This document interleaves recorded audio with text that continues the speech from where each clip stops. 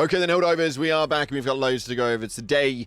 We have got a interesting one inside of Helldivers 2, as the Seaf units are trapped, the Galactic War has gone to a shambles as cyberstan can no longer be liberated, Discord is in absolute outrage, and B-Vitamin is taking a hammering based on statements, orbital barrages are being flung all around the place as if they are absolutely nothing, and we've got tanks flying through the air by interacting with cars.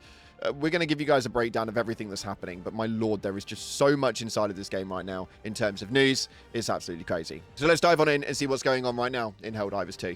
If you haven't already, smash that beautiful like button and subscribe with post notifications turned on. It'd be greatly appreciated. Make sure you check out our incredible sponsor, Instant Gaming, the platform we can get you video games cheaper for PC and console with the best deals, offers, promotions, and discounts, all running up to 70% off. And my lord, there are an array of new games that are launching out this year. You don't want to miss out on the low prices. Links in the description for that one.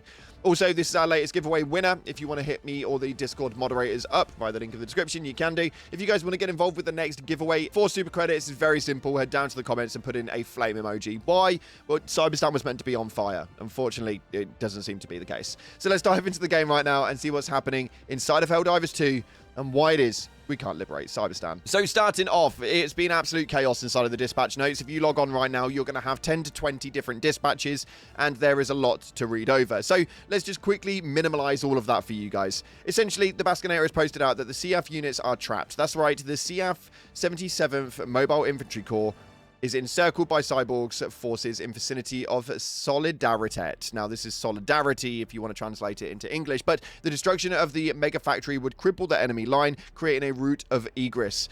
If Solidaritet is not liberated, the 77th will perish. Now, obviously, we don't want that, and most Helldivers have headed over to Solidaritet, as there is a bit of a lore narrative between the 77th Seaf troops, which is all well and good, and the main reason why everyone's done that is because, well, we may as well save them, because Transcendence is not liberatable. We can see right here via the Helldivers Companion app, just to give you guys a circulation of things, Camrat 4, Lurza, and we also have the likes of Suit 9 have all shifted their troops over to Transcendence, essentially making it so that it is bloody impossible to liberate, especially with the reinforcements that we have remaining. It is borderline impossible, so it's not actually going to be the case. As at the point in time of recording, we've got 18 million reinforcements left, which, let's be honest, they'll be gone by the end of the day, and at the moment it seems that we have got weeks on board before we'd ever be able to liberate Transcendence anyway, so we are just trying to do what it is that we can to get that Seaf troop secured. Very, very interesting, and it has been now confirmed by B-Vitamin, who stated that it's no longer possible to liberate Transcendence, but the stranded Seaf units can still be saved. So that is what everybody is doing. And on top of that, there's also been a load more chaos happening on side of cyberstan, as cyberstan cannot be freed with the remaining reinforcements. So High Command orders the initiation of the Terminal Directive. That's right, the DSS will commence planet-wide orbital bombardments, and all Helldiver arsenals will be augmented with the portable Hellbomb. So you all have access to the portable Hellbomb right now, and the orbital bombardment is in play on a planet-wide sequence. Essentially, that's just helping the cyborgs a little bit further with the amount of team killing that that thing does. I will say, though, that it doesn't quite feel like it did pre-nerf. It's not as chaotically explosive, and it doesn't take you out as much. So yeah, hopefully it's going to be okay. B-Vitamin does state right here that the planetary bombardment is what existed before the heavy ordnance distribution. Planet bombardment was removed because people hated it, so it was switched with something that gave players a little bit more control. For those of you guys who weren't around back in the day, yes, the planetary bombardment of orbital barrages was absolutely chaotic. They haven't made it so strong this time round, which I'm really, really glad about, but it is still on the planet, so make sure that you are careful. There are now indicators on the floor, such as when it is that a Vox will attack you, so if you see a bright light, don't run towards it. Now that we've got that out of the way, and we know full well that we're just waiting for the timer to count down before cyberstan is inevitably still going to continue to be the cyborgs, which, I can't lie to you, I really wanted to take cyberstan down, but I quite enjoy going against the cyborgs, man, so I'm kind of glad that there's still at least around to fight against. Nonetheless, though, there is a load of drama that's going on with regards to this most recent major order. B-Vitamin made a statement just a few days ago that a few of you may well have seen. I'm going to give you my 2 cents on this, because realistically, I feel like poor B-Vitamin is taking a load more heat than what's probably deserved. What she actually stated back then was that the MO is possible, but it looks like it's not easy, so lock in. Play cautiously and don't die. I've seen players win impossible MOs dozens of times. Don't be afraid to lower the difficulty if you need to, or worry about full clearing if it's going to cost too many reinforcements. Play it safe. The most important thing is not dying. Good luck, Helldivers. Doomers have already decided that it's impossible. Go and prove them wrong. I know that you can do it.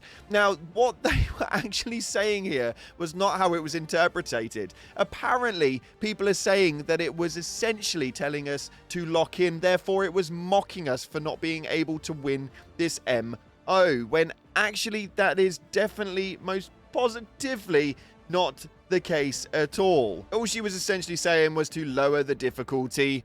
That's by the by anyway. It's one of those things, man, when gamers are then questioned on their ability to game, they then get their back up and get a little bit bitter about it. And I don't want to be that guy. I quite like B Vitamin. She's an absolute solid gem, and over the years has been absolutely incredible for the community. But I will say that you didn't listen to her and you continued to do your level 10s and let your pride get in the way. And now, well, Transcendence still stands.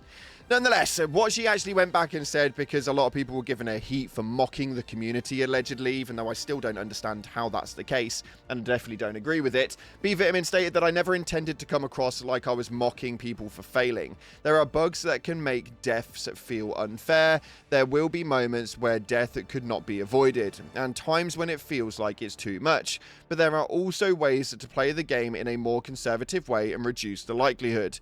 When I said I believe the Helldivers could win, I very much meant it. And for players who don't want to play it that way and want to play it the way that they find it most fun, even if it causes more deaths, that's fine too. It's your game and your time, which is exactly what I expected that whole comment to mean, and I don't understand how people saw it as a mocking.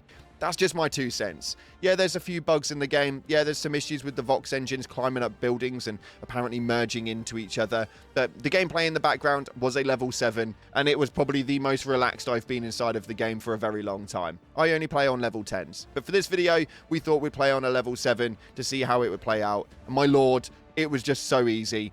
So damn easy. And we can't blame all of our deaths on the fact that there are glitches and bugs, because realistically there are obviously more times where there aren't glitches and bugs than when there are, and we have over like 20 odd reinforcements per mission, so you didn't take all 20 losses down to a reinforcement glitch, like, let's be completely honest. Nonetheless, when we're talking about glitches though, the known issues listing has now received more, as the Bastion tank can now be launched in the air when interacting with cars.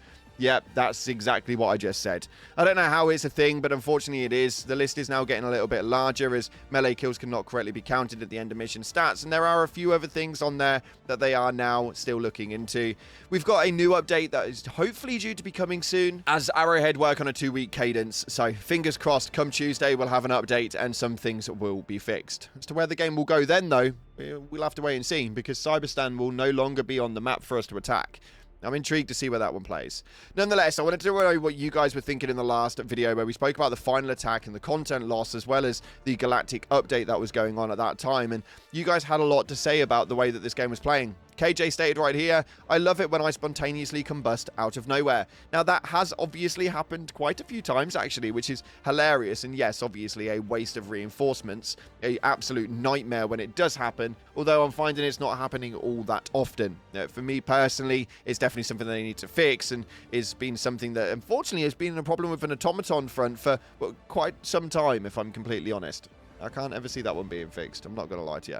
This next one right here from Brandon states, ship upgrades were our main sample dump. Still counting 597 days since the last release of a ship upgrade, and something to spend the main farmable currency on the game. Yeah, that is probably my biggest problem, is that there is no sample dump that we can utilize it for. We just collect samples and then spend it on the DSS. And even then, it's pretty pointless spending it on the DSS. It's really, really odd to me, man. They need to do something. They need to make it away, because that is the main currency that we are farming inside of the game. The main currency. bonkers. And this final one coming from a Mojo states the cyborgs will probably be back in a few days after we lose or win. Remember how the content for Super Earth disappeared for a short amount of time before they brought it into other planets. Now 100%, and I do think that will be the case, especially with us losing. I think that they'll now start to spread the cyborgs forward. They've had their defense, they succeeded in defense, and now they're going on the attack. That's how I expect it to play out, but that's my 2 cents. Unfortunately, as we've got time for today, a bit of a positive, bit of a negative, a bit of a weird video. Don't really know where it went. Hopefully you guys enjoyed it nonetheless. We're going to see you guys in the next 24 hours or even 48 to see where it is that Helldivers is next. Thank you so much again for watching, guys. Like, subscribe, appreciate your faces, and as always, I'll see you in the clouds.